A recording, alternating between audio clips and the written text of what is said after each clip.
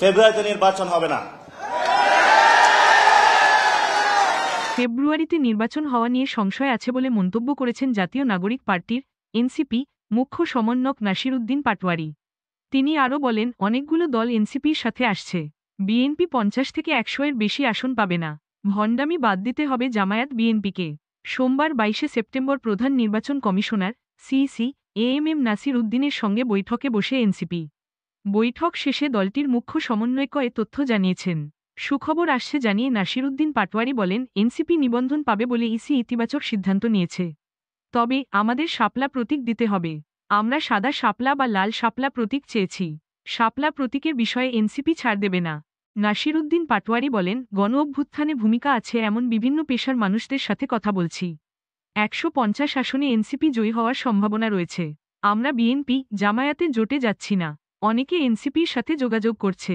তরুণদের বৃহত্তর জোট আসছে জানিয়ে নাসির উদ্দিন পাটোয়ারি বলেন, আগামী সংসদে আওয়ামী লীগ জাতীয় পার্টি থাকবে না। গণ অধিকার পরিষদ আমাদের সাথে যুক্ত হবে। কী প্রক্রিয়ায় হবে সেটি ঠিক হয়নি। তিনি আরও বলেন, ফেব্রুয়ারিতে নির্বাচন হওয়া নিয়ে সংশয় আছে। এনসিপি দ্রুত নির্বাচন চায়।